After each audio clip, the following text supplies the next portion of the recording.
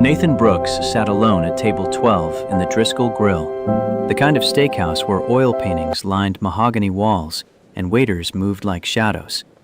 Saturday night, 7:45. I know this is hard, His but we have blind to date talk. was 20 minutes I late. understand. I'm listening. He checked I his just phone want for us the to be on the 6th same time, page. thumb hovering over a text to his daughter.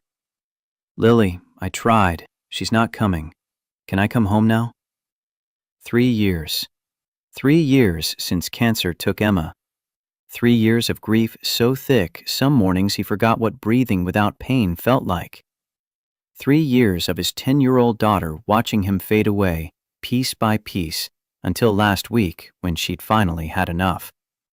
She'd stood in front of him with her arms crossed and Emma's stubborn expression painted across her face. The resemblance had nearly killed him. Dad, Mom would be really mad at you right now. He'd looked up from his laptop, confused. What? You promised her.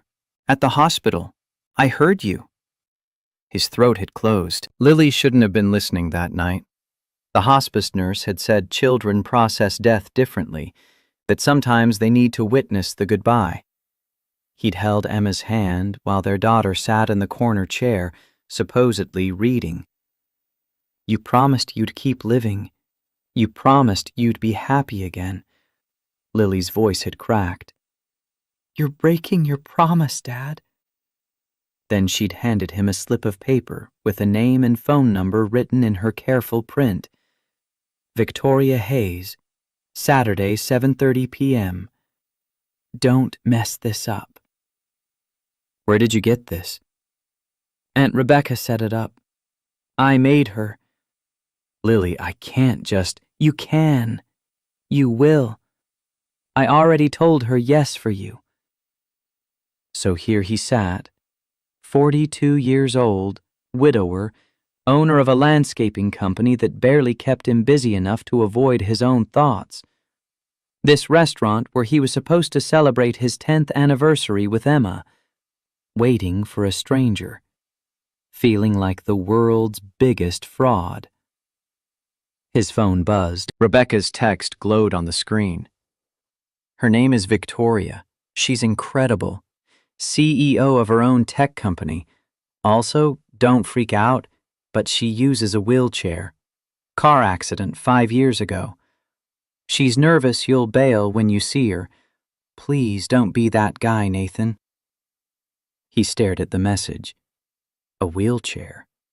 He thought about Emma at the end, the hospital bed, the machines, the way she'd squeezed his hand with what little strength remained and made him promise. Don't turn into one of those sad widowers who forgets how to live. He typed back, I'm not that guy, Rebecca. I know. That's why I picked her for you.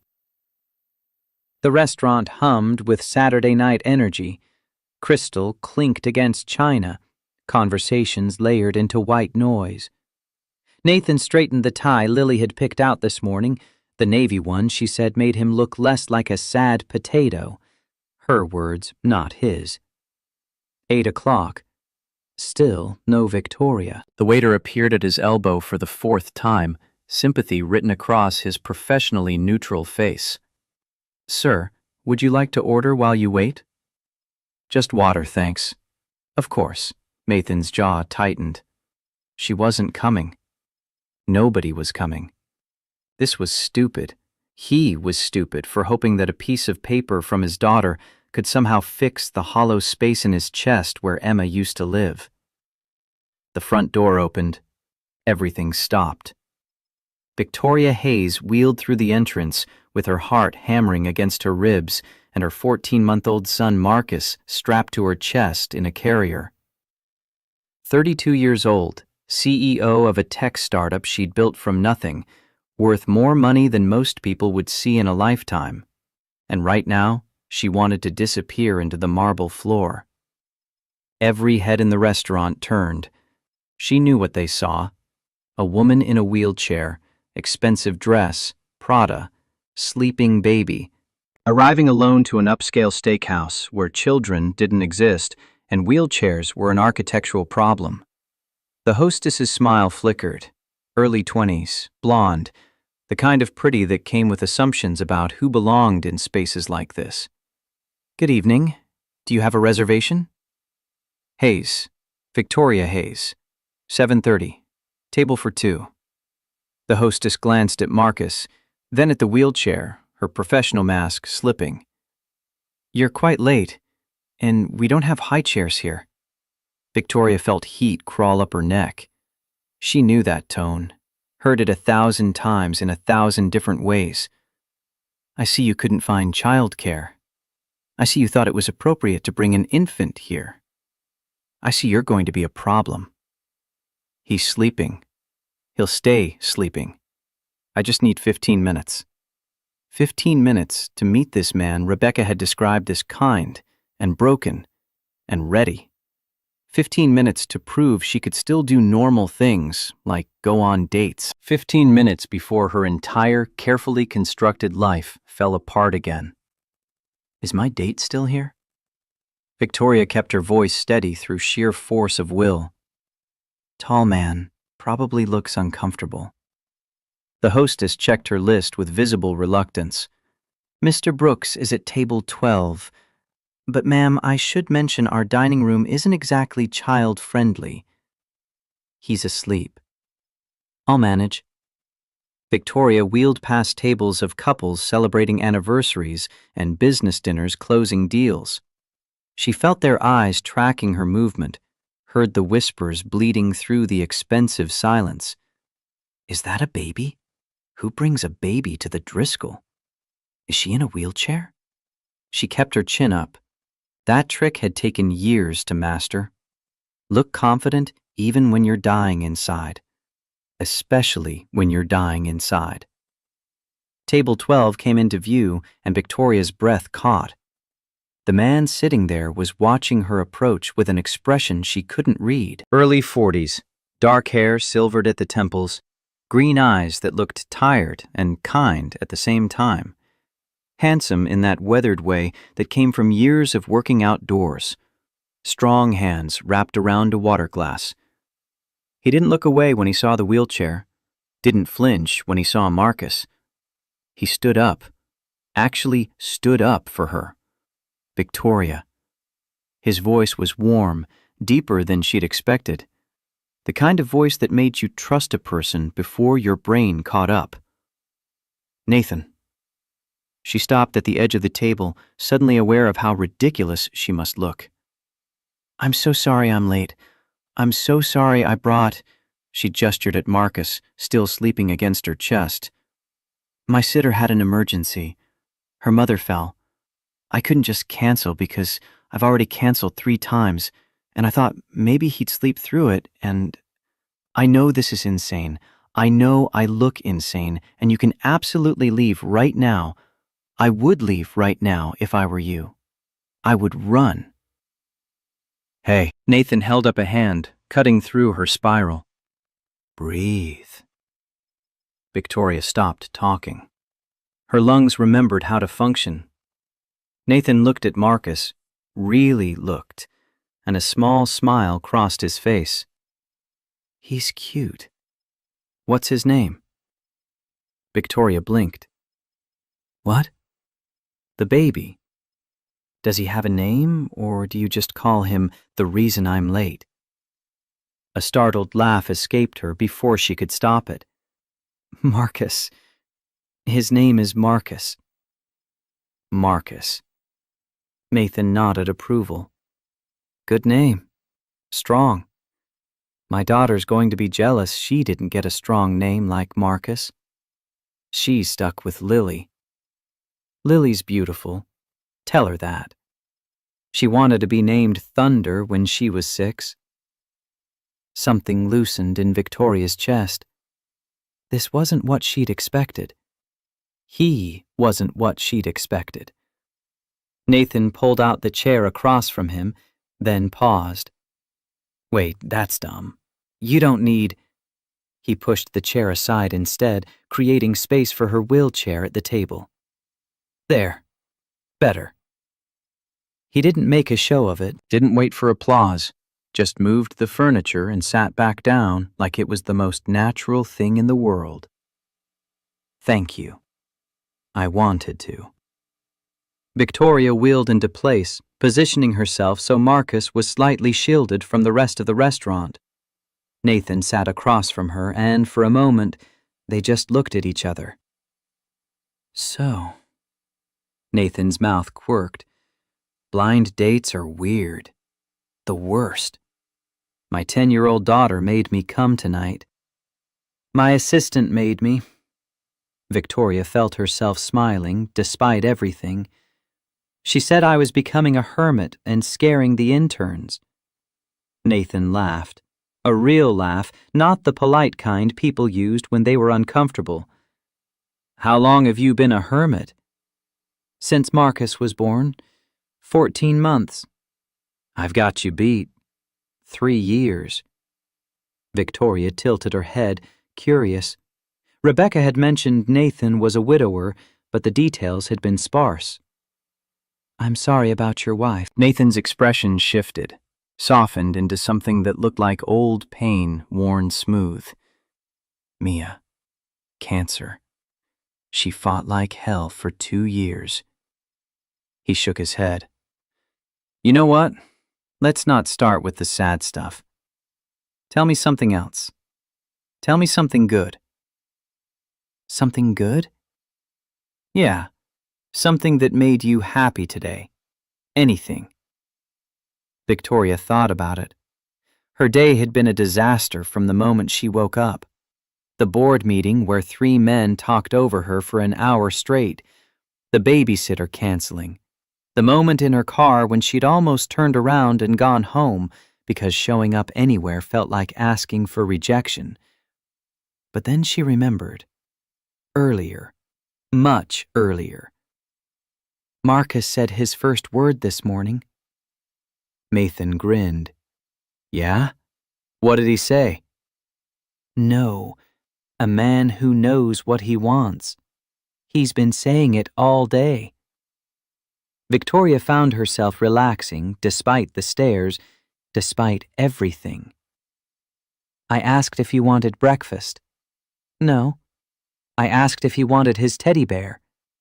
No. I asked if he loved me. No. Sounds like a future CEO. He gets it from me.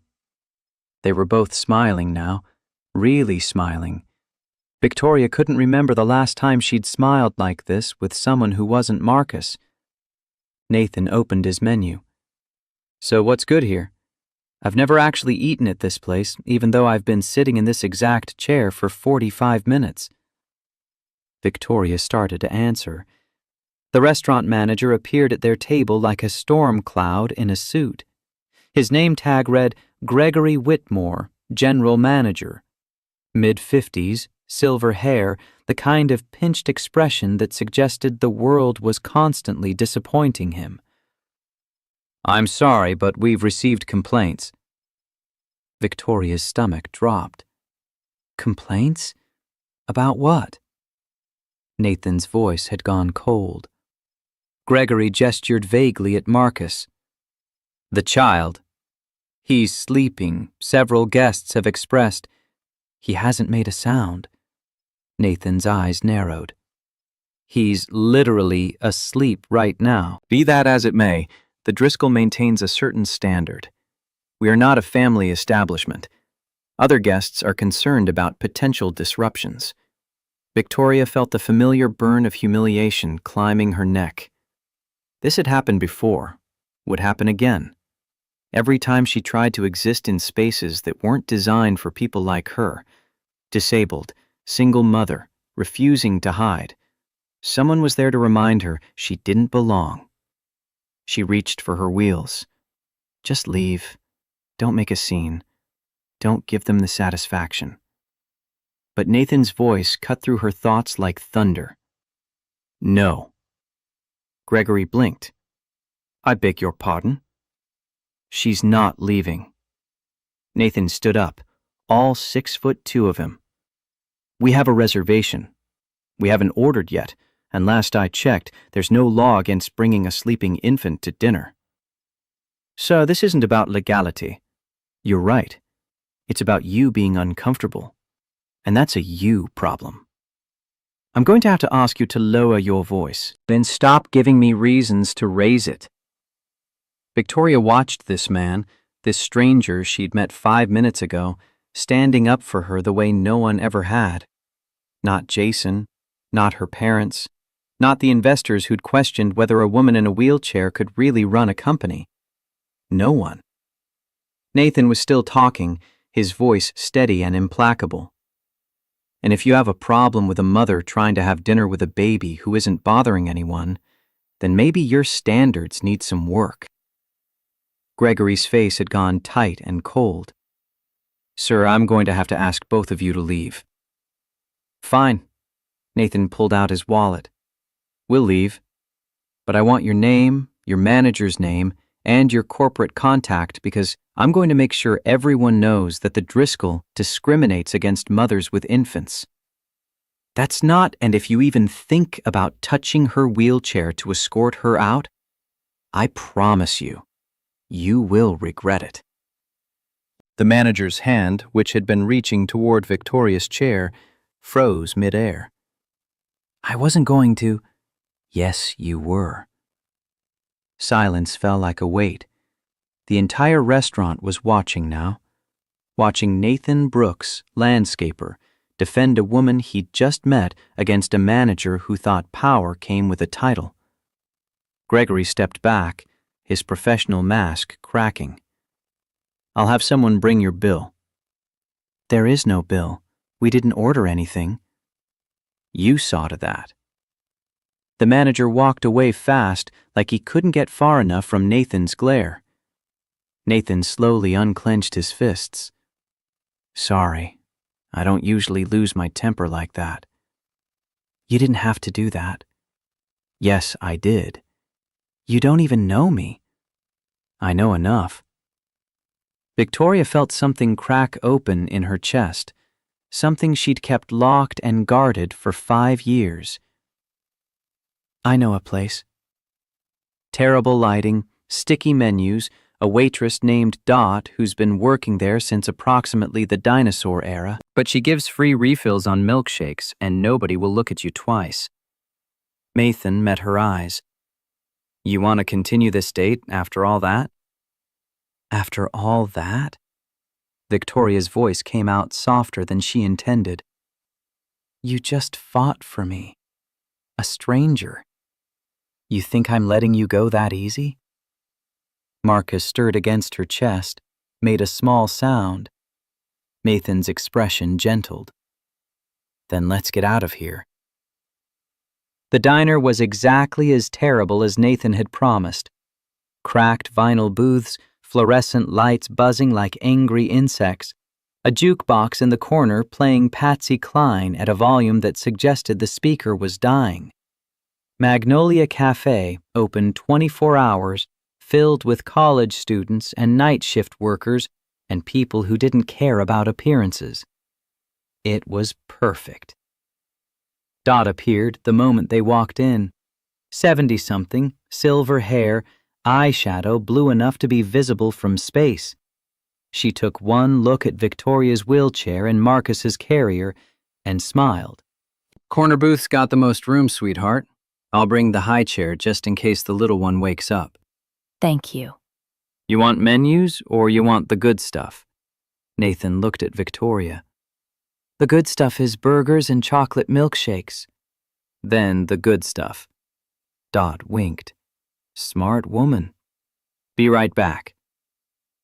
They settled into the booth, Victoria positioning herself at the end where her chair fit perfectly, Marcus miraculously still sleeping. Nathan slid into the seat across from her, and the tension from the restaurant began to drain away. So, Nathan leaned back. Tell me the real story. The real story? CEO, tech company, baby, wheelchair. That's a lot for the first 8 bullet points. What's the actual story? Victoria felt the familiar walls going up. The automatic deflection. Don't show weakness. Don't give them ammunition. Don't trust. But something about Nathan's face, the openness in his expression, The way he was leaning forward like he actually wanted to know made her pause. Car accident, 5 years ago. Drunk driver ran a red light. And the baby? Victoria smiled, but it was complicated.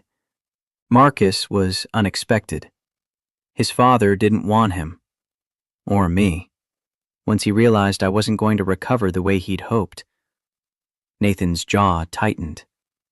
He left because of the wheelchair? He left because of what the wheelchair meant. That I was always going to be this way. That our life was never going to be what he pictured. That I was always going to need... She swallowed. Help. Accommodations. Modifications. He said he didn't sign up for that. Then he's a coward and an idiot. Victoria looked at him. You say that very confidently for someone who just met me. I say that because I know what it means to sign up for something. Nathan's voice went quiet. Mia was sick for 2 years. At the end, she couldn't do anything for herself. I was her caretaker. I was her nurse. I was everything. He paused, and I would have done it for 50 more years if she'd let me. The words hung in the air between them. Victoria felt her throat tighten. That's not the same. You chose that after you already loved her. This guy, Jason, he didn't even give me the chance to be loved first. He just saw the chair and decided I wasn't worth the trouble. Nathan shook his head slowly. Then he missed the whole point. What point? That love isn't about convenience. It's about showing up when everything's falling apart and saying, I'm not going anywhere. That's it. That's the whole thing. He picked up a napkin, started folding it without looking at his hands. Mia told me something right before she died. She said, Nathan, the world is full of people looking for reasons to leave. Be the person who finds reasons to stay. Victoria felt tears burning behind her eyes. She blinked them back, but they came anyway. Dot appeared with 2 chocolate milkshakes the size of her head and 2 burgers that could feed a small army. Anything else, sweethearts? We're good, thanks, Dot. You holler if you need me. She shuffled away. Victoria grabbed her milkshake like it was a lifeline. Okay, your turn. Tell me the real story. Nathan laughed, but it was heavy. You already know the big stuff. Mia, cancer, 3 years of being a ghost. What about your daughter? His face changed, softened in a way Victoria hadn't seen yet. Lily is the only reason I get up in the morning. She's 10. She's brilliant. She's furious with me for spending 3 years feeling sorry for myself, which is why I'm here tonight. She sounds amazing. She is. She's also terrifying. Last week she made a PowerPoint presentation about why I needed to start dating again. 15 slides, footnotes, a bibliography. Victoria choked on her milkshake. What? I'm not joking.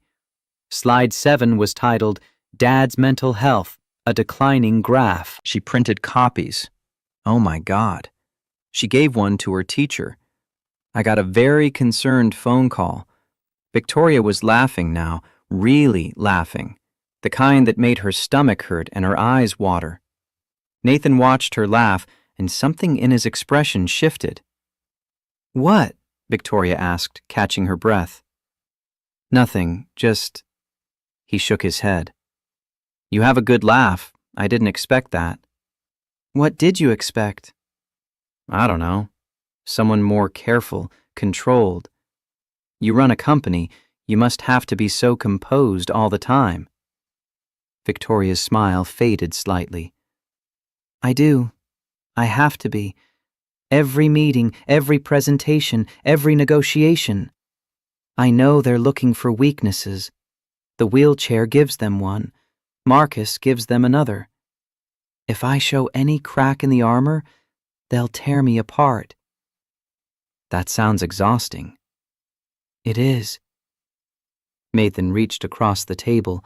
His fingers brushed the back of her hand, light, barely there. So who do you get to be when you're not performing? Victoria opened her mouth, closed it, thought about the question. Nobody had ever asked her that before. I don't know.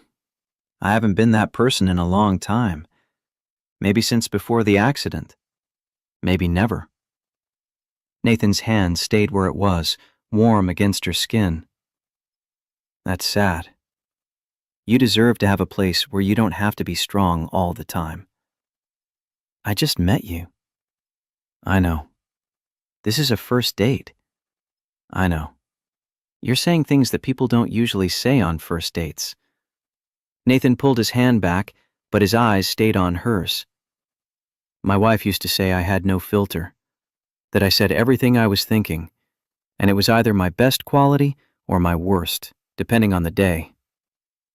Which is it today? Haven't decided yet. Ask me at the end of the night. Marcus chose that exact moment to wake up. His eyes opened, focused on Nathan's face, and he let out a delighted shriek that made half the diner turn around. Oh boy. Victoria reached for him.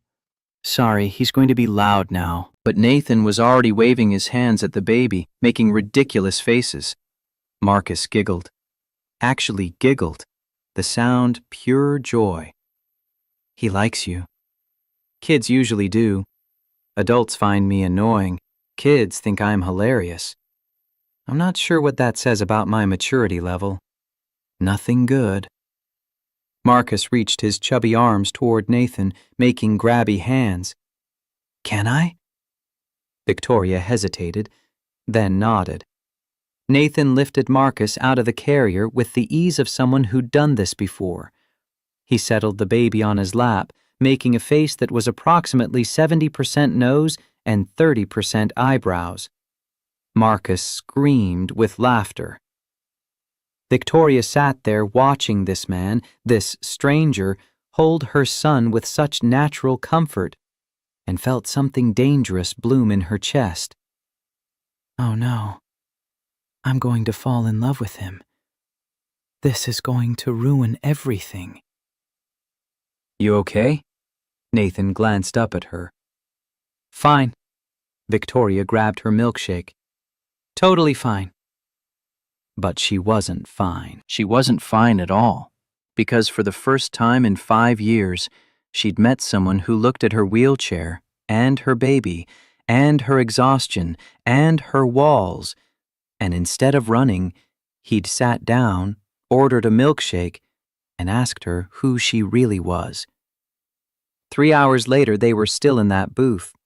Marcus had fallen asleep again, this time in Nathan's arms. The burgers were long gone. The milkshakes had been refilled twice, and Victoria had told Nathan things she'd never told anyone. About her parents, who'd suggested she reconsider keeping Marcus, because raising a child from a wheelchair will be so hard, sweetheart. About Jason, who'd handed her divorce papers 3 months into her pregnancy. About the board members who questioned whether she could really handle being CEO while dealing with her physical limitations. About the nights she'd cried herself to sleep, wondering if everyone was right, if she was crazy for thinking she could have a career and a child and a life that didn't revolve around her disability. Nathan listened to all of it, didn't interrupt, didn't offer solutions, didn't say that must be so hard in that pitying voice she hated. He just listened. When she was done, he said, "You know what I think?" "What?" "I think you're the bravest person I've ever met. And I think every single person who doubted you is going to spend the rest of their lives being wrong." Victoria felt tears sliding down her cheeks. She wiped them away, embarrassed. "Sorry. I don't usually cry in front of strangers. We're not strangers anymore. We met 4 hours ago. Doesn't matter. Nathan shifted Marcus gently in his arms, looked at Victoria with an intensity that made her breath catch. Some people you know for years and they never see you. Some people you know for hours and they see everything. I see you, Victoria. The real you. Not the CEO, not the wheelchair, not the single mom performance. The real person underneath all that armor.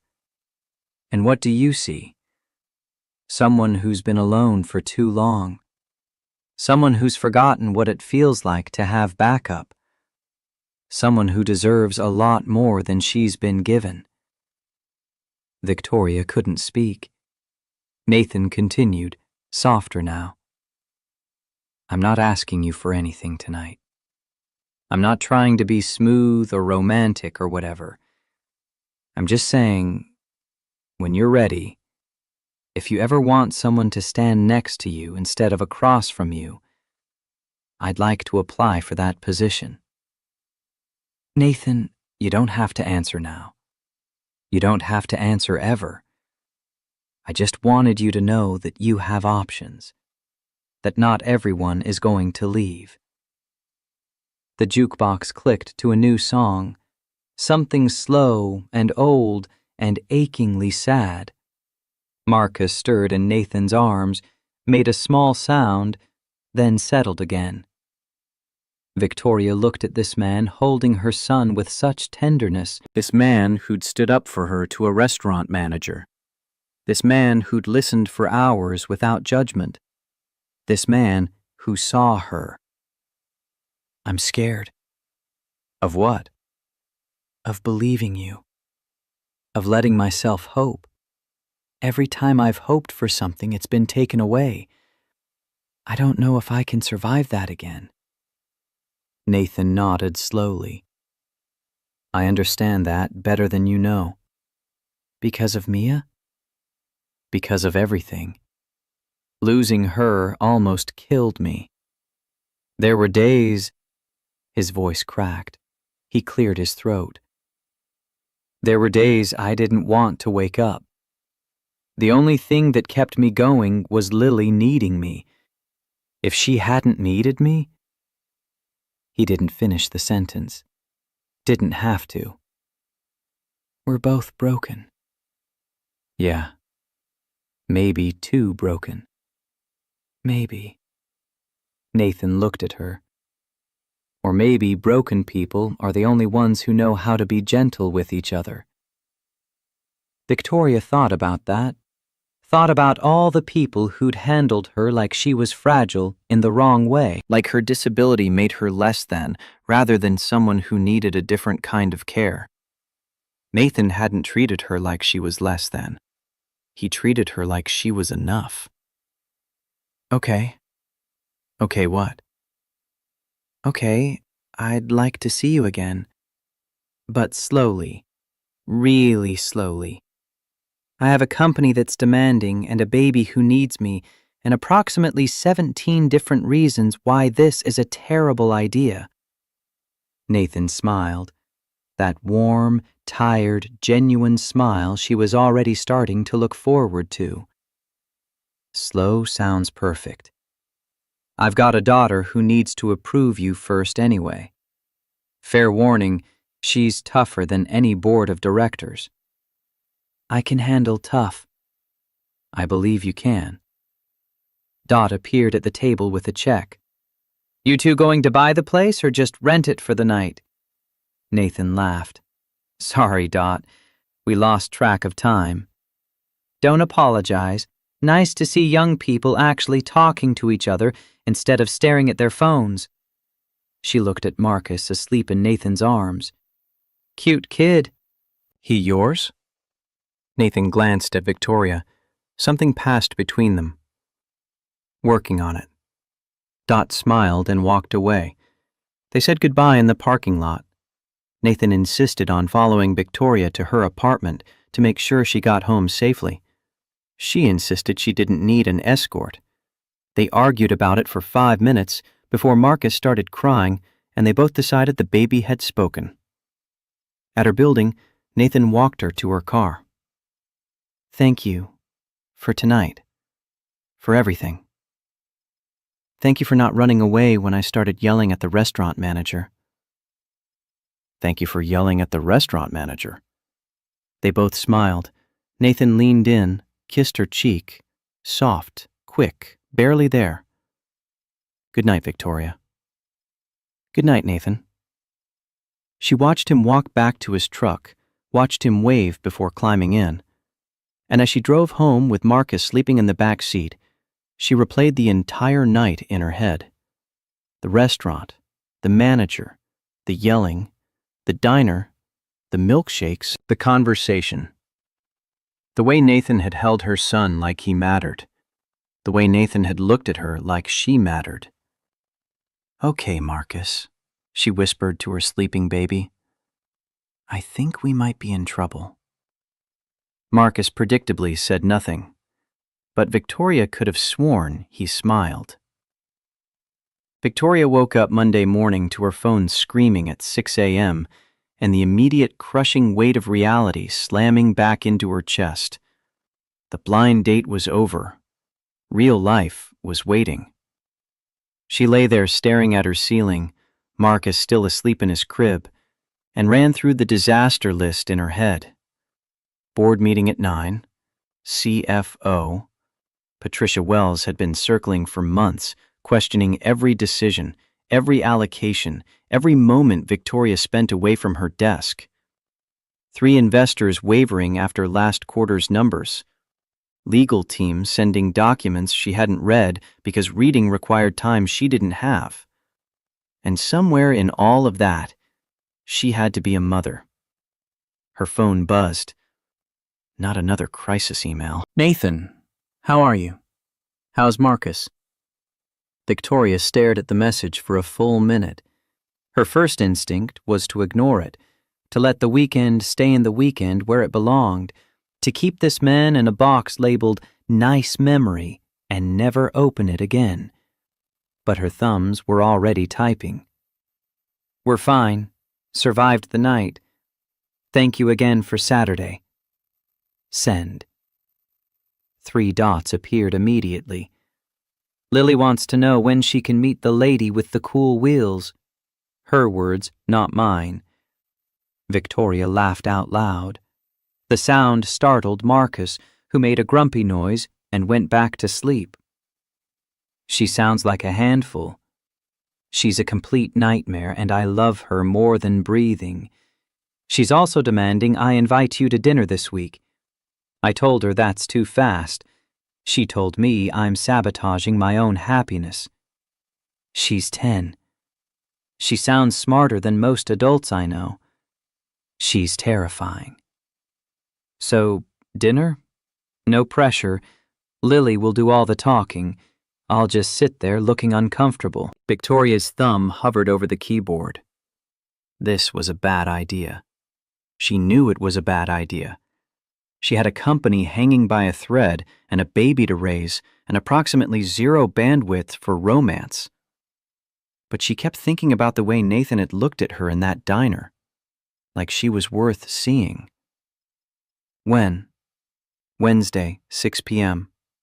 My place. I make a mean grilled cheese." "You're wooing me with grilled cheese?" "I'm wooing you with honesty. Grilled cheese is all I can cook without setting off the smoke detector." Victoria smiled at her phone like an idiot. "Wednesday works. Send me the address." "Done. See you then, Victoria." She put her phone down and pressed her hands against her face. What am I doing? But she knew. She was hoping. And hope was the most dangerous thing of all. The board meeting was a bloodbath. Victoria wheeled into the conference room at 8:58. Marcus safely deposited with her assistant Jennifer, who had agreed to emergency babysitting duty for triple her hourly rate. 12 faces turned toward her. 11 looked skeptical. Patricia Wells looked actively hostile. Victoria, Patricia didn't stand up. Glad you could make it. I'm 2 minutes early, Patricia. The quarterly numbers are concerning. Revenue down 12%, expenses up 15%. The board needs to understand if leadership is maintaining focus. Victoria felt her stomach drop, but kept her face neutral. Revenue is down because we're investing in R&D for the new platform. Patricia knows this. We discussed it 3 months ago. That was before certain personal developments changed the equation. Patricia's eyes flicked meaningfully to Victoria's purse, where a photo of Marcus peeked out from the side pocket. The room went cold. Personal developments. Victoria's voice could have cut glass. Would you like to clarify that, Patricia? I'm simply noting that divided attention affects performance. The board has a fiduciary duty to ensure our CEO can dedicate the necessary time and energy to her role. Translation: you're a mother now. You're distracted. You're weak. Victoria leaned forward, hands flat on the conference table. Let me be very clear. I built this company from a hospital bed after an accident that should have killed me. I learned to code again with limited hand mobility. I pitched to investors who thought I was a charity case. I grew this company to $80 million in revenue while every person in this city told me a disabled woman couldn't run a tech startup. She paused, meeting each board member's eyes in turn. If Patricia wants to question my focus, let's look at actual metrics. Client retention is at 97%. Patent filings are up 30% year over year. Our platform has 0 unplanned downtime. So unless Patricia has specific performance failures to cite, I suggest we move on to actual business. Silence. CFO. Patricia Wells's jaw tightened, but she said nothing. Board member Robert Thompson cleared his throat. The numbers speak for themselves. Victoria has my confidence. Shall we review the R&D pipeline? The meeting continued. Victoria presented the development roadmap, fielded questions, defended projections. Patricia remained silent, which somehow felt worse than active opposition. When it ended, Victoria wheeled out before anyone could stop her. In the hallway, she stopped, closed her eyes, let herself shake for exactly 5 seconds. Then she straightened her spine and went back to work. Jennifer met her outside her office with Marcus on her hip and worry on her face. How bad? Patricia's making her move. That snake, I never liked her. Nobody likes her. She's very good at her job. Victoria reached for Marcus, who grabbed her face with both hands and announced, "No!" with great enthusiasm. I need you to find me a new babysitter. Someone reliable. Someone who won't quit via text.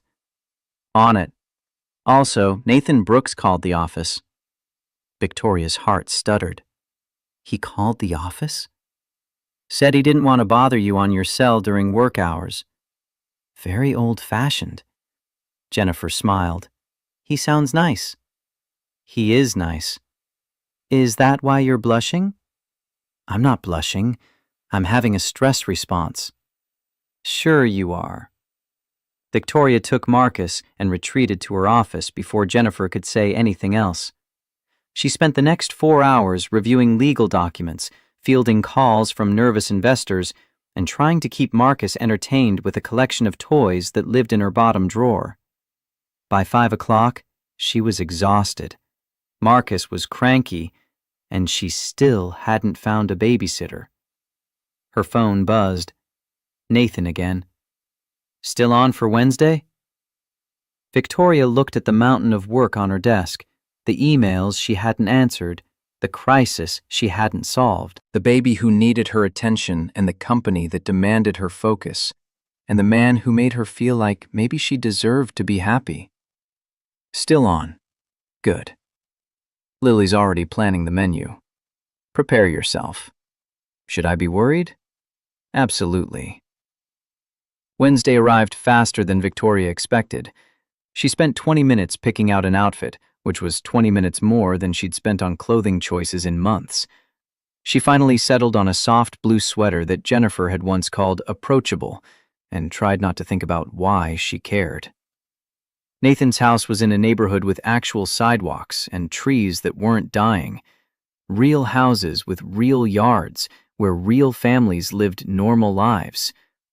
Victoria pulled into the driveway, took a breath, and grabbed Marcus from his car seat. Before she could even reach the front door, it flew open. A small blonde tornado came sprinting out. "You're here! Dad, they're here! Is that Marcus? He's so cute! Can I hold him? I'm Lily. I'm 10. I made the menu. We're having grilled cheese and tomato soup, and I wanted to make a salad, but Dad said I wasn't allowed to use the knife. So we have baby carrots instead. Is that okay? Do you like baby carrots? Victoria blinked, trying to process the rapid-fire information. Yes, I like baby carrots." Perfect! Lily grabbed her hand, just grabbed it like they'd known each other forever, and started pulling her toward the house. Dad's in the kitchen. He's nervous. He kept checking his hair in the mirror. It was really funny. Lily? Nathan appeared in the doorway looking mortified. What did we talk about? Not telling Victoria embarrassing things about you. And what did you just do? Told her embarrassing things about you. Lily grinned. But Dad, she should know who she's dealing with. Victoria laughed. She couldn't help it. This kid was incredible. I appreciate the honesty, Lily. See, Dad? She appreciates it. Nathan sighed, but he was smiling. Come inside before my daughter shares my entire browser history. The house was warm, lived in. Toys scattered across the living room floor. Drawings taped to the walls. A garden visible through the back window that was more weeds than vegetables. Nothing like Victoria's sterile, perfectly accessible apartment. She loved it immediately. The accessible bathroom's down the hall if you need it. Nathan's ears were going red. I had a ramp guy come yesterday for the front step. I noticed you had to bump up on Saturday, and I didn't want... I hope that's okay. I should have asked first. Was that weird? That was probably weird. Victoria stared at him. You installed a ramp? Just a small one, removable, in case you thought it was presumptuous. Nathan, yeah? That's the most thoughtful thing anyone's ever done for me. His ears went redder. It's just a ramp. It's not just a ramp. They looked at each other for a moment that stretched too long, until Lily appeared with Marcus somehow already in her arms. He likes me. He said my name. Well, he said Lee, but that's close enough. Can I show him my room? I have a whole section set up for babies. I've been preparing. You've been preparing? Victoria asked. Since Dad told me about you. I Googled how to make babies happy and made a plan. She held up Marcus like a trophy. Step 1, establish trust. Step 2, introduce controlled stimulation. Step 3, snacks. Nathan put his face in his hands. She's been like this for 3 days. I love her. Everyone does. It's exhausting. Dinner was chaos in the best possible way. Lily talked non-stop, asking Victoria questions about everything from her job to her wheelchair to Marcus. So you're like a boss of a whole company? That's so cool. Does it go fast? Can you do wheelies? My friend Jake has a skateboard and he can do tricks. Does Marcus have a dad? My mom died. It's okay if his dad died too. We can be a club. Nathan kept apologizing. Victoria kept telling him to stop. She's perfect. Victoria watched Lily feed Marcus tiny pieces of grilled cheese with surgical precision. Seriously, she's amazing. She's a lot. So am I. Nathan looked at her. Really looked. Yeah, you are. After dinner, Lily insisted on showing Victoria her room, which meant Marcus got the full tour of her stuffed animal collection, her bookshelf, and the corner she'd set up with a blanket and pillows. For when Marcus needs a nap, I thought of everything. Victoria watched this 10-year-old girl care for her son with such natural tenderness and felt something crack open in her chest. Lily, can I ask you something? Sure. Your dad told me about your mom. I'm really sorry. Lily's face changed, softened, grew older somehow. Thanks. It was really hard. Dad cried a lot. I tried to be strong for him, but sometimes I cried too. That's okay. Crying doesn't mean you're not strong. That's what Mom said before she died. Lily sat down on her bed, pulling Marcus into her lap. She told me to take care of Dad. She said he forgets to eat when he's sad, and he watches too much TV, and he needs someone to make him go outside. That sounds like a big job for a little girl. I'm not that little. I'm almost 11. Lily paused. I like you, Victoria. I like you too, Lily. I think you're good for my dad. He smiled more tonight than he has in forever, and he actually brushed his hair. Victoria laughed, despite the tears forming in her eyes. If you hurt him, I'll be really mad. Lily's voice was serious now. He's been hurt enough, so you have to promise to be careful with him. Okay? Victoria felt the weight of that request settle on her shoulders. This child, this fierce, loving, extraordinary child. I promise. And Lily, same goes for you. If I ever do anything that makes you uncomfortable, you tell me. Deal? Lily stuck out her hand. Deal. They shook on it. Nathan found them 20 minutes later, both sitting on Lily's bed with Marcus between them, looking at photo albums. That's Mom. Lily was pointing at a picture. She was really pretty and really funny, and she made the best pancakes. She sounds wonderful. She was. I miss her every day. Lily looked up at her dad standing in the doorway. But Mom said it's okay to love new people. She said hearts can hold lots of people at once. Right, Dad? Nathan's voice was rough. Right, sweetheart. So Victoria can be a new person, and Marcus too. Our hearts are big enough. Victoria couldn't speak. Nathan crossed the room, sat on the edge of the bed, and pulled Lily into a hug. When did you get so smart? I've always been smart. You just don't pay attention. I pay attention. You didn't notice I ate cookies before dinner. You what? Oops. The moment broke into laughter, and Victoria thought, this is what family feels like. This is what I've been missing. It was 9 before Victoria finally said she needed to get Marcus home. Nathan walked her to her car, carrying the diaper bag while she carried Marcus, who had fallen asleep on her shoulder. Thank you. Tonight was... I don't have words.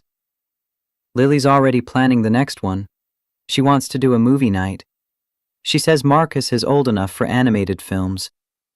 He's 14 months. I mentioned that. She said I was limiting his potential. Victoria laughed. God, I love her. She's pretty great. Nathan paused at her car door. So are you. Nathan, I know. Slowly. I remember. He opened her car door, waited while she got Marcus settled.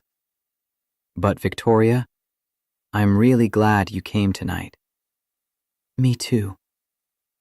She drove home with Marcus sleeping in the back seat, and a warmth in her chest that felt foreign and dangerous and wonderful. Her phone buzzed when she got home. Lily wants you to know that Marcus is approved and you can bring him back any time. Tell her the feeling is mutual. She also wants you to know that I'm approved too, but I have to prove myself more first. Smart girl. The smartest. Good night, Victoria. Good night, Nathan. 3 weeks passed. 3 weeks of dinners at Nathan's house and lunches at the diner and late-night phone calls that lasted hours. 3 weeks of Lily teaching Marcus his colors and Nathan making Victoria laugh, and the four of them slowly, carefully building something that looked like a family. 3 weeks of Victoria falling deeper and deeper into something she couldn't control. And then everything fell apart. It was a Thursday afternoon. Victoria was at Nathan's house, working from his kitchen table while Marcus napped in the guest room and Lily did homework at the counter. Nathan was outside dealing with a work call, his voice a distant murmur through the window. The doorbell rang. "I'll get it." Lily jumped up. Victoria heard the door open, heard Lily's voice go flat in a way she'd never heard before. "Grandma." "Grandpa, Lily, sweetheart, we wanted to surprise you. Dad's outside." "That's fine. We'll wait." Footsteps approached the kitchen. Victoria straightened in her chair, preparing herself. An older couple appeared in the doorway. The woman was elegant, silver-haired, with sharp eyes that took in every detail of the room in one sweep. The man was tall and weathered, with Nathan's jaw and an expression that gave nothing away. Their eyes landed on Victoria, on her wheelchair, on the diaper bag on the counter. The woman's smile flickered, recovered, hardened. "Oh, you must be a friend of Nathan's." Victoria extended her hand, refusing to show weakness. "Victoria Hayes, you must be Mia's parents. It's nice to meet you." The woman, Carol Morrison, Victoria remembered, took her hand briefly, limply, like she was afraid of catching something. "Yes, we're family." The emphasis on that last word landed like a punch. Nathan came through the back door, phone still in hand, and froze when he saw his in-laws. "Frank, Carol. I didn't know you were coming." Frank's voice was cool. "We wanted to surprise Lily, and apparently we succeeded." Carol's eyes moved from Victoria's face to her wheelchair to the diaper bag to Lily standing stiffly by the refrigerator. "Dad." Lily's voice was tight. "They want to wait inside." "Of course." Nathan moved to Victoria's side, a small gesture of solidarity that didn't go unnoticed. "Victoria, this is Frank and Carol Morrison, Mia's parents. Frank, Carol, this is Victoria. We're seeing each other." The silence that followed was deafening. Carol's eyes traveled the length of Victoria's body, cataloging, judging, finding her wanting. "I see. How nice." Victoria recognized that tone. She'd heard it 1,000 times from doctors who thought she was wasting their time, from investors who thought she was a charity case, from Jason the day he left. "You're not what I expected. You're not what I wanted. You're not enough." Nathan's hand touched her shoulder, warm, solid, present. "Victoria runs her own tech company. She's brilliant." "I'm sure she is." Frank's voice was flat as concrete. "Can we speak privately, Nathan?" Carol's request was phrased like a question, but sounded like a command. "Whatever you want to say, you can say in front of Victoria. I don't think that's appropriate. And I don't think showing up unannounced and being rude to my girlfriend is appropriate. But here we are." Carol's face flushed. "Nathan, we're just concerned. About Lily, about this family, about decisions being made too quickly without considering the consequences." "What consequences?" Carol glanced at Victoria, then away. You know what I mean. Victoria felt the words like physical blows, but she kept her face neutral. Years of practice. I should go. She reached for her wheels. You don't have to. Nathan's jaw was tight. I know. But I think you need to have this conversation. And I think it'll be easier without me here. She looked at Lily, who was watching with wide, worried eyes. Lily, I'll see you soon, okay? Okay. Lily's voice was small. Victoria gathered her things, collected Marcus from the guest room, and wheeled toward the door. Nathan followed her outside, closing the door behind them. Victoria, I'm so sorry. Don't apologize. They're protecting their daughter's memory. I understand. They were rude. They were scared. She looked up at him, this man who kept standing up for her. Nathan, they're not wrong to be worried. This is fast. We are moving fast, and I come with a lot of complications. I don't care about complications. You should. Victoria took his hand. Call me after they leave. We need to talk. His face fell. That sounds bad. It's not bad. It's just necessary. She squeezed his hand, then let go. Inside the house, she could hear raised voices starting, Frank's deep rumble, Nathan's sharp responses, Lily's high, distressed tone cutting through both. Victoria drove home with Marcus babbling in the back seat and tears burning behind her eyes. They're right. You're too much, too complicated, too broken. He deserves someone easier, someone whole, someone who doesn't come with a wheelchair and a baby and a company falling apart. By the time she got home, she had almost convinced herself to end it. But then her phone rang. That was fast. I asked them to leave. Nathan's voice was rough, angry, hurt. Victoria, I am so sorry. They had no right. What did they say after I left? Silence on the line, then a sigh. They said I'm not thinking clearly, that I'm looking for someone to replace Mia, that you're... He stopped. That I'm what? Taking advantage of my grief. That Lily needs stability, not a disabled woman with a baby. They didn't say it like that. They didn't have to. Victoria closed her eyes. Nathan, maybe they're right. They're not. You barely know me. I know enough. You don't know what my life is like, the complications, the accommodations, the way people look at us when we're together. You don't know how hard it is. Then tell me. His voice cracked. Tell me everything. The complications, the accommodations, all of it.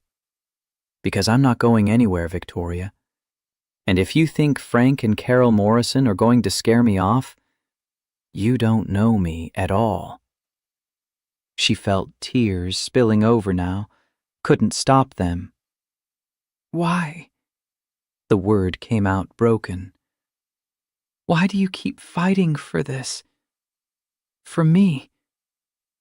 Because you're worth fighting for. His voice was steady now, certain. Because Lily loves you. Because Marcus makes me feel like I have a purpose again. Because when I'm with you, I remember what it feels like to be alive instead of just surviving. He paused. The line crackled with silence and static, and all the things neither of them were saying. Because I love you, Victoria. And I know it's too soon, and I know it's crazy, and I know I'm supposed to say it differently, better, but I can't help it. I love you. Victoria couldn't breathe. Say something. Nathan's voice was smaller now. Please. I'm scared. I know. I'm really, really scared. I know. I love you too. The words came out broken, terrified, true. And it terrifies me, and I don't know what to do with it. You don't have to do anything. Just don't run away. Please. I'm not running. Promise. I promise. She heard him exhale, relief and fear and hope tangled together. Okay. Okay, we'll figure out the rest together. Together. They stayed on the phone for another 2 hours, and when Victoria finally hung up, she looked at Marcus sleeping in his crib and thought, maybe this is what hope feels like. Maybe I'm allowed to have this. Maybe for once the good things won't disappear. But she knew deep in her bones that the hard part was just beginning. The next morning, Victoria's doctor delivered news that would change everything. Dr. Sarah Williams sat across from her in the examination room, a folder open on her lap. Marcus played on the floor with blocks the nurse had provided. 40 minutes of tests and measurements and questions about pain levels and mobility and quality of life had led to this moment. Victoria, there's a new treatment program at Massachusetts General in Boston. Experimental. Nerve stimulation combined with intensive physical therapy. Victoria's hands tightened on her wheels. Will it help me walk? No. Dr. Williams was gentle but honest. But it could improve motor control significantly, reduce chronic pain, increase upper body strength and independence. The patients in the trial are showing remarkable results. How long? 10 weeks, full time, 8 hours a day, 5 days a week. You'd need to relocate to Boston for the duration. Victoria felt the air leave her lungs. 10 weeks? I can't leave Marcus for 10 weeks. I understand. But Victoria, this program only accepts 12 patients per year. The next cycle starts in 3 weeks. If you don't take this spot, it could be another year before there's an opening, maybe longer. What's the success rate? 73% of participants show measurable improvement. 40% report life-changing results. Dr. Williams leaned forward. This could be your one chance. Victoria drove home in silence, Marcus babbling in the back seat, her mind spinning. 10 weeks away from her son. 10 weeks away from the company. 10 weeks away from Nathan and Lily, just when they were building something real. 10 weeks that might change her life. Or might change nothing at all. That evening, she sat in Nathan's kitchen while Lily helped Marcus stack blocks and told Nathan everything Dr. Williams had said. I can't do it. Why not? Marcus, the company, you, Lily, this. She gestured between them. I can't just leave. Nathan was quiet for a long moment. Then, what if you could? What? What if Marcus stayed with me? What if we took care of him while you were in Boston? Victoria's heart stopped. Nathan, that's too much to ask. You're not asking.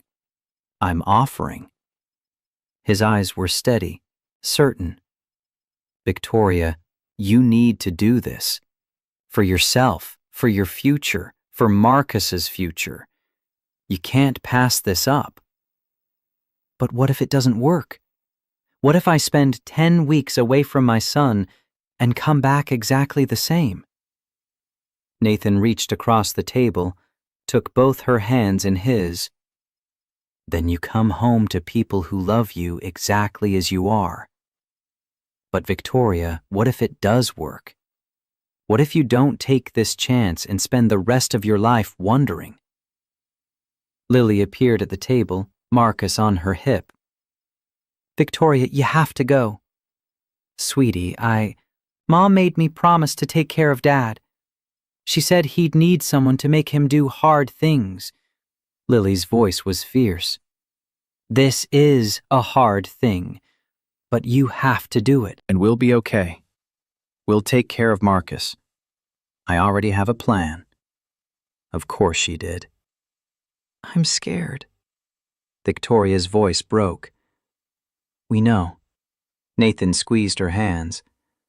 But you're the bravest person I've ever met. You can do this. The next day, Victoria faced her board. Patricia Wells was already circling before Victoria even finished her presentation. 10 weeks? During Q4? That's insane. I've prepared a comprehensive transition plan. Jennifer Cooper will serve as interim CEO. I'll be available for video consultations on critical decisions. The framework is solid. The framework is irrelevant. Patricia stood, arms crossed. Victoria, you're asking this board to approve a 10-week absence during our most crucial quarter because of a personal medical situation. That's not leadership. That's abandonment. Robert Thompson cleared his throat. Patricia, I hardly think... And let's be honest about what's really happening here. Patricia's eyes were sharp as knives. This is about that man. Nathan Brooks. You've been distracted for weeks. Late to meetings, leaving early. Now you want to disappear to Boston for experimental treatment that may not even work? Victoria felt rage building in her chest, hot and clean. You want to talk about distraction, Patricia? Let's talk about the fact that I built this company from a hospital bed. Let's talk about how I learned to code again with hands that barely functioned. Let's talk about how I pitched to 73 investors before one believed a woman in a wheelchair could run a tech company. She leaned forward, voice dropping to ice. I have never missed a deadline, never failed to deliver, never let my personal life interfere with my professional obligations.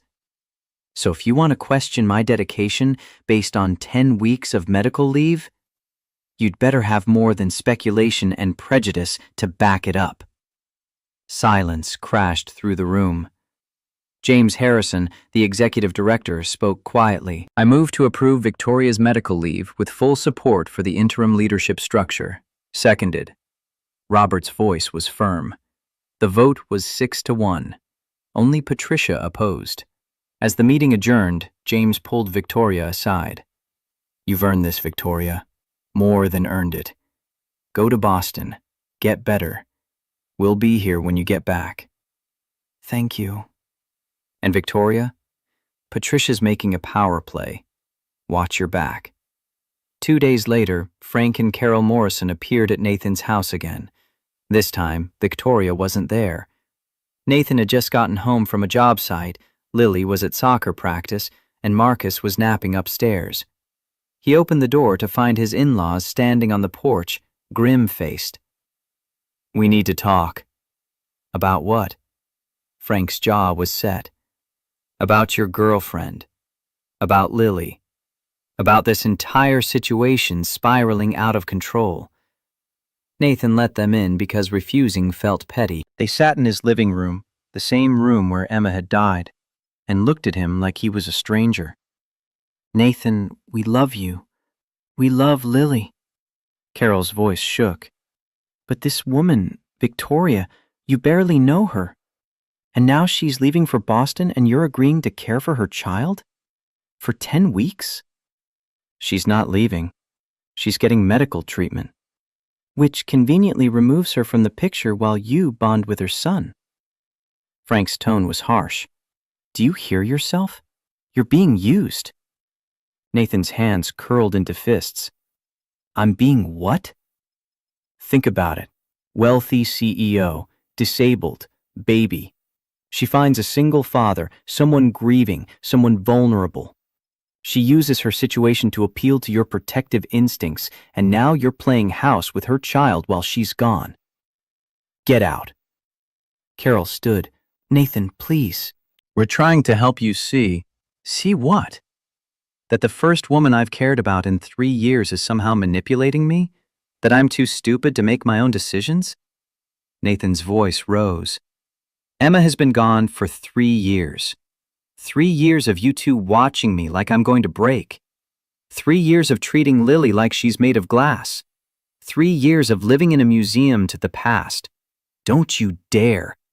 Frank's face went red. Emma made me promise I wouldn't stop living. She made me promise I'd find happiness again. Victoria isn't erasing Emma. She's honoring what Emma wanted for me. By replacing her with a... Carol stopped herself. Say it. Nathan's voice was deadly quiet. Finish that sentence. We're worried about stability. For Lily. For you. This woman is leaving. What happens when she decides parenting from a wheelchair is too hard? When she decides she doesn't want the complicated life that comes with a widower and his daughter? Then I'll deal with it. But I won't pre-reject someone because I'm afraid of being hurt. That's not living. That's just hiding. Carol's eyes filled with tears. We're losing you. We lost Sarah, and now we're losing you and Lily. No. Nathan's voice softened slightly. You're not losing us. But you can't keep us frozen in grief either. Lily needs to see me happy. She needs to know that life continues, that love doesn't end when someone dies. Frank stood. If you continue this relationship, if you take that woman's child into your home, we'll have no choice but to petition for grandparents' rights. We'll fight for custody of Lily. The words hung in the air like poison. Nathan felt the ground drop out from under him. You would take my daughter from me? We're protecting our granddaughter from instability. Get out of my house. Nathan's voice shook. Get out, right now. Nathan, out. They left. Nathan stood in his living room shaking until Marcus woke upstairs and started crying. He climbed the stairs, picked up Victoria's son, held the baby against his chest while his own heart broke into pieces. His phone rang. Victoria. He almost didn't answer, almost let it go to voicemail because how could he tell her this? How could he explain that loving her might cost him his daughter? But he answered anyway. Hey, what's wrong? Her voice was sharp with worry. Nathan, what happened? Frank and Carol came by. And? He told her everything. The threats, the custody petition, the ultimatum. When he finished, silence stretched between them. I'm ending this. Victoria's voice was flat, decided. I'm calling off Boston. I'm stepping back.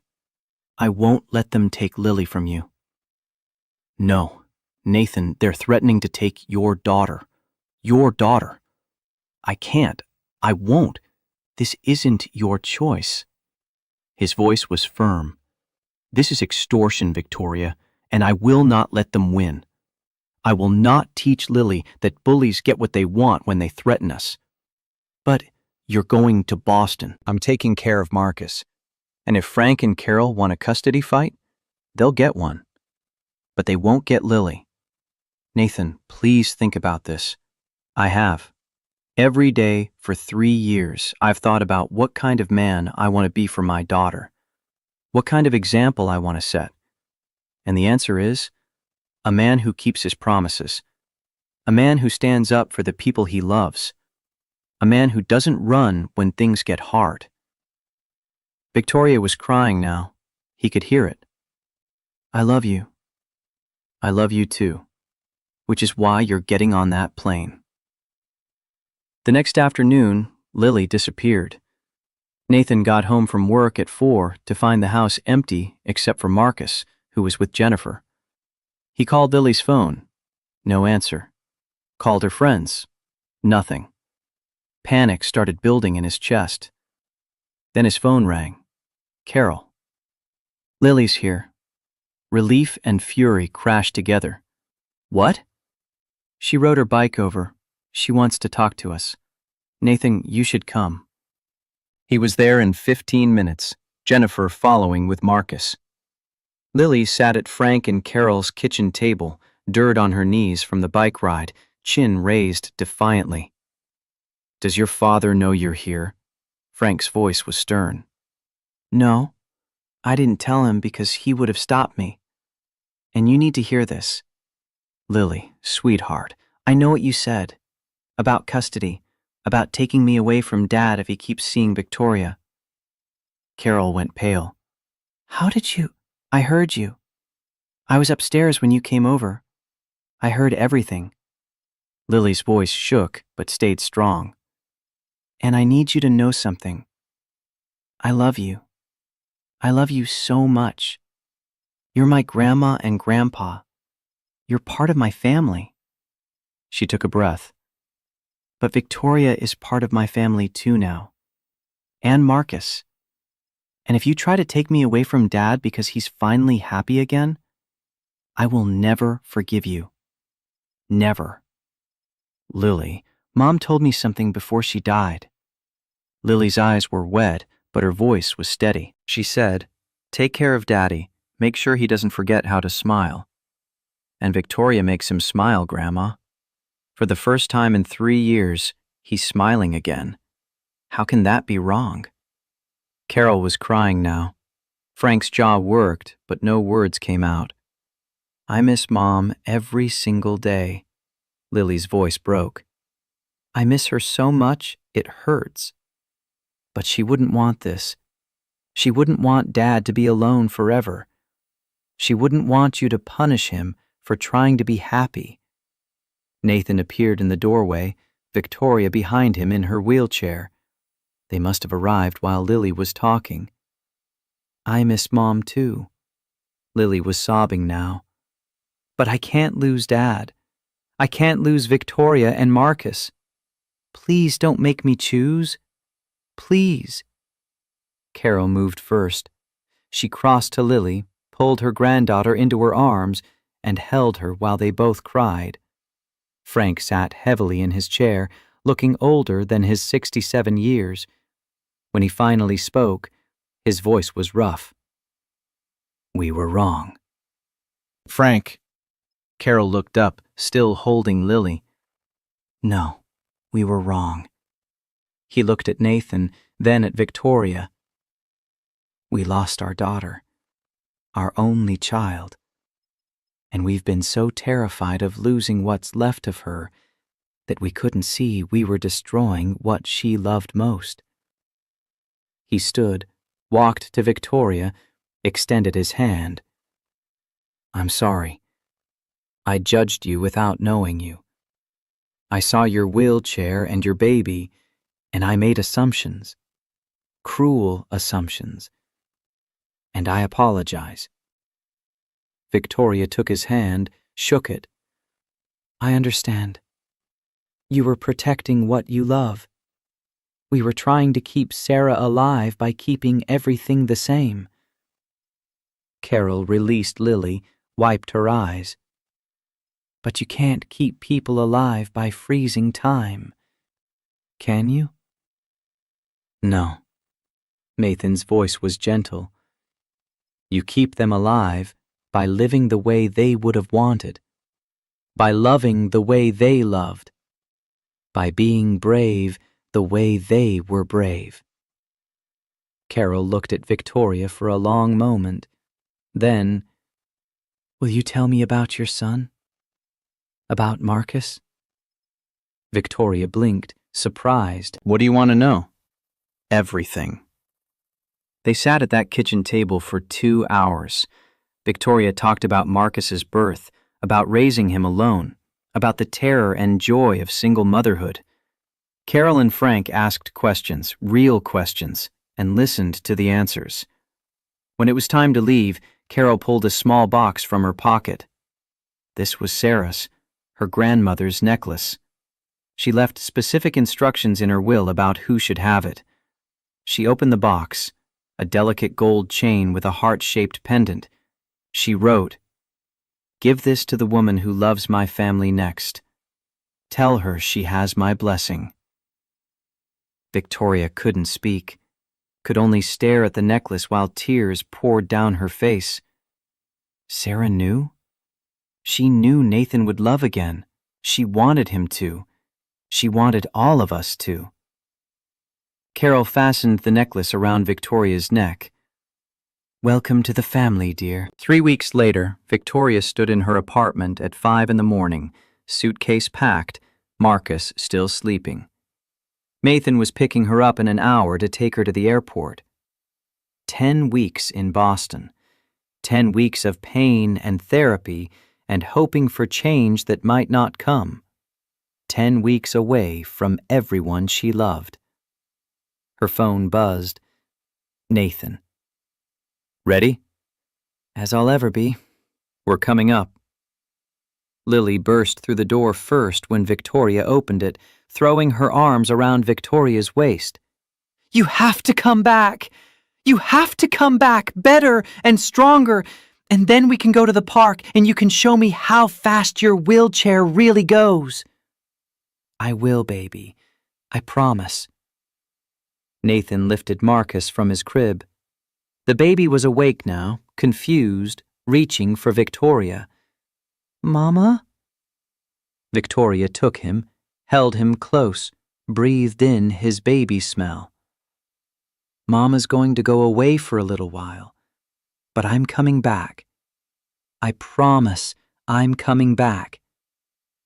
Marcus didn't understand. He grabbed her face, babbled something that sounded like, no go. I have to, sweetheart. I have to. Nathan gently took Marcus back when Victoria started crying too hard to hold him safely. We should go. Don't want to miss your flight. The airport was crowded with Saturday morning travelers. Nathan walked Victoria to security, Lily holding Marcus, all of them trying not to cry. 10 weeks. Victoria's voice shook. 10 weeks. Nathan cupped her face in his hands. I'll call every night. We'll video chat every day. You won't miss anything important. Take care of my baby. I'll take care of our baby. He kissed her forehead, soft and lingering.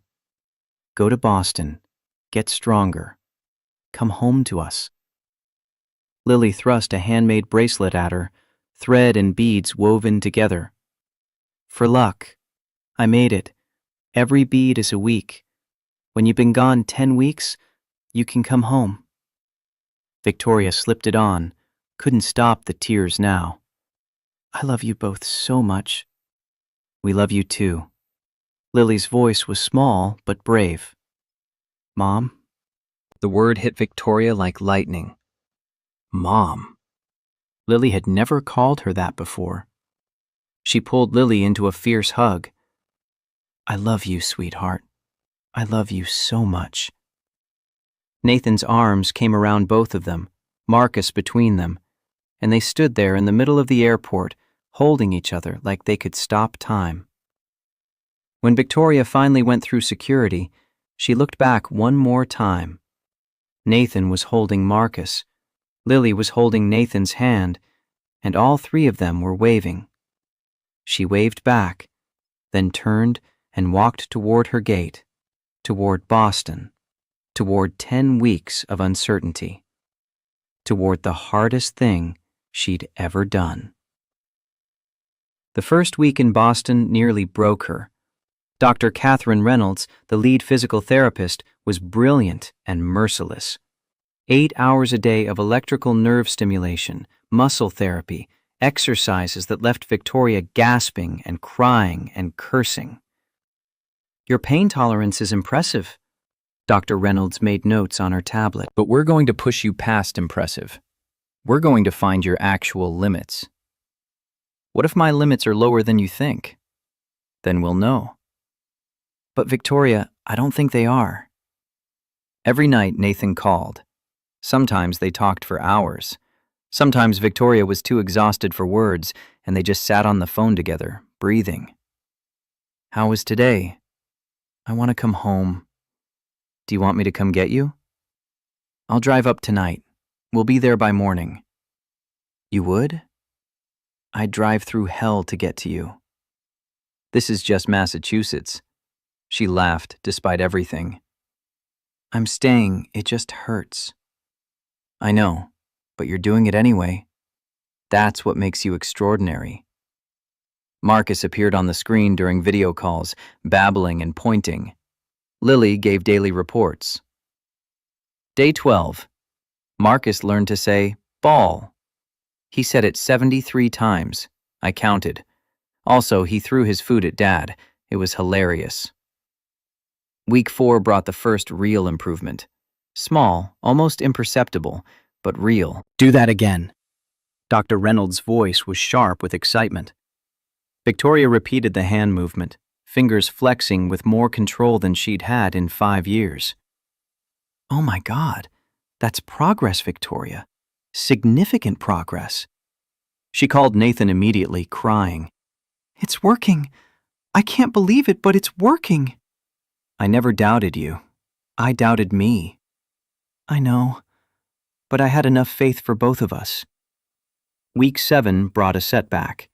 Infection at one of the electrode sites.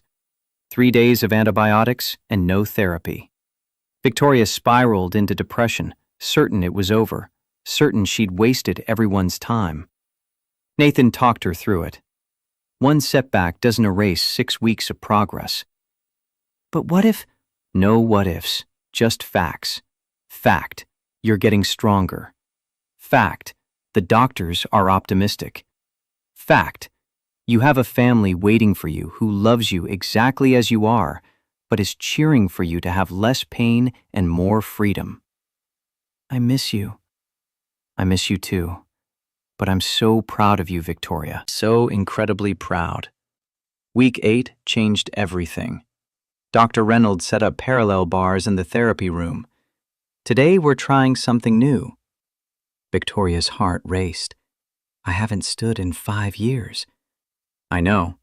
Your muscle development is strong enough now. Your core stability has improved 37%. I think you're ready. What if I fall? Then I catch you. That's what I'm here for. Slowly, carefully, with Dr. Reynolds supporting her weight, Victoria stood. Her legs shook. Her whole body trembled. But she was standing. I'm standing. Her voice broke. Oh my God. I'm standing. Yes, you are. Victoria called Nathan immediately, didn't wait until evening. He answered on the first ring. Victoria, what's wrong? Nothing's wrong. Everything's right.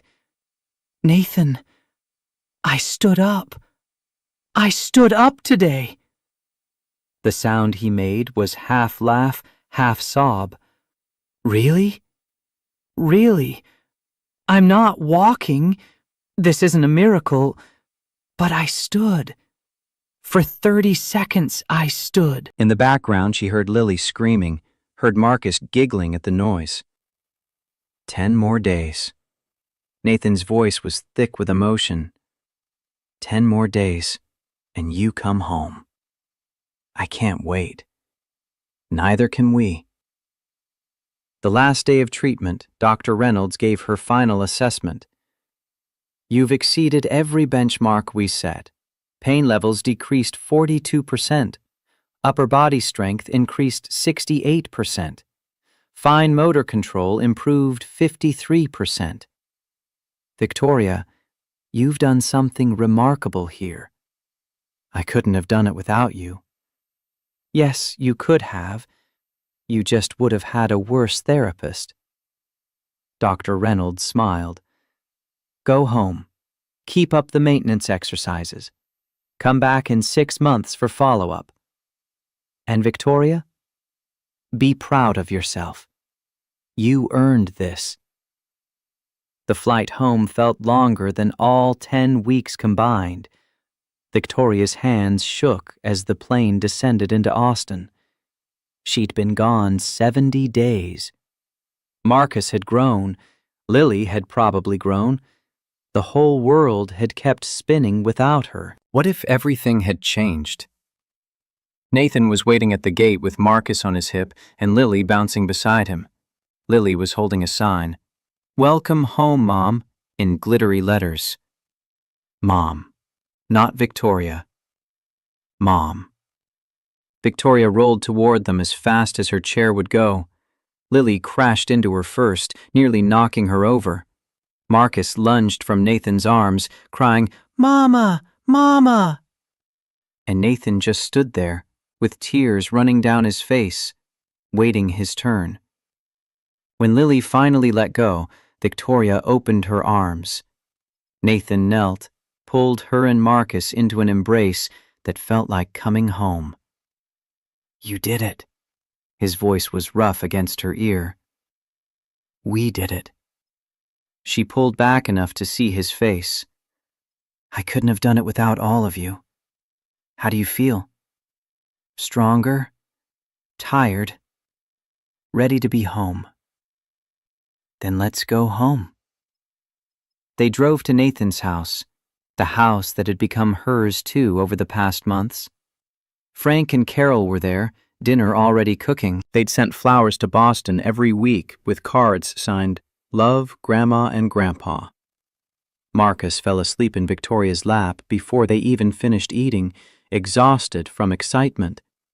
Lily talked non-stop about everything Victoria had missed, school and soccer and the new book she was reading. Frank and Carol asked questions about Boston, about treatment, about whether she was in pain. Real questions with real interest behind them. "Thank you." Victoria looked at them both. "For taking care of my family while I was gone. They're our family too now."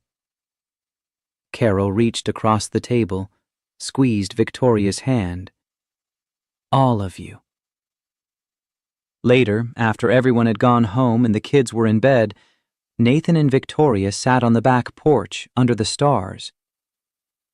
"I have something to ask you." Victoria's heart skipped. "Okay." Nathan pulled a small box from his pocket. "I bought this before you left for Boston. I've been carrying it around for 10 weeks. "Nathan, let me finish." He smiled, nervous and certain at the same time. "Victoria Hayes, you are stubborn and proud, and you make terrible coffee, and you reorganize my life when I don't ask you to. You fought your way back from the impossible, and you made me believe in second chances. You gave Lily a mother again. You gave me a reason to wake up every morning." He opened the box. A simple diamond ring caught the porch light. "Will you marry me?" Victoria looked at this man who'd stood up for her in a restaurant, who'd called her every night for 10 weeks, who'd cared for her son like his own. Yes. God, yes. He slid the ring onto her finger and kissed her. And Victoria thought, this is it. This is everything I never knew I wanted. They were married in early May in Nathan's backyard.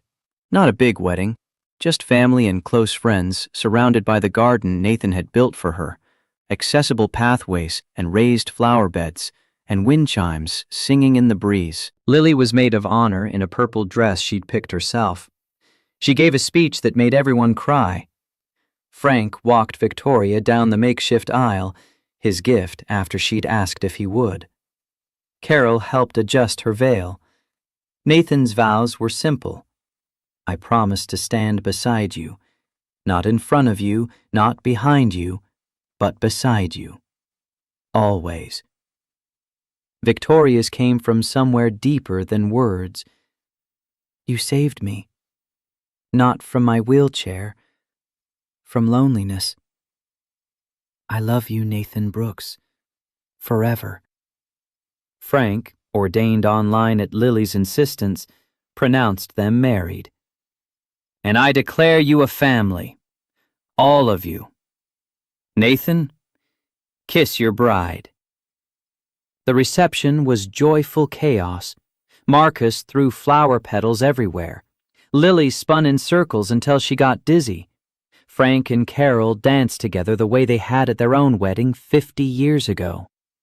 When the party wound down and the guests had gone and the kids were finally asleep, Nathan and Victoria sat on their porch one last time as boyfriend and girlfriend. We did it. We really did. You're stuck with me now. I think you're stuck with me. Victoria laughed. I'm okay with that. Nathan pulled her close. Me too. Very okay with that. Somewhere inside the house, Marcus called out in his sleep. Lily's voice drifted down, soft and reassuring. It's okay, Marcus. I've got you. Victoria thought about how far she'd come. From a woman apologizing for existing to a woman with a family who loved her. From a CEO fighting alone to a wife with a partner who stood beside her. From a mother who wondered if she was enough to a mother who knew she was. Life wasn't perfect, would never be perfect. There would be hard days and setbacks and moments when she doubted everything, but she wasn't alone anymore. She had Nathan. She had Lily. She had Marcus. She had Frank and Carol. She had a home. She had everything she'd ever wanted. And it had all started with a single act of courage. Showing up at a restaurant with a baby on her chest and refusing to disappear. I love you. Nathan's voice pulled her back to the present. I love you too. The stars wheeled overhead. The garden rustled in the evening breeze. Inside their house, their children slept safe and loved. Victoria Hayes Brooks had spent her whole life proving she was enough. Now she knew. She'd always been enough. She just needed to find the people who could see it.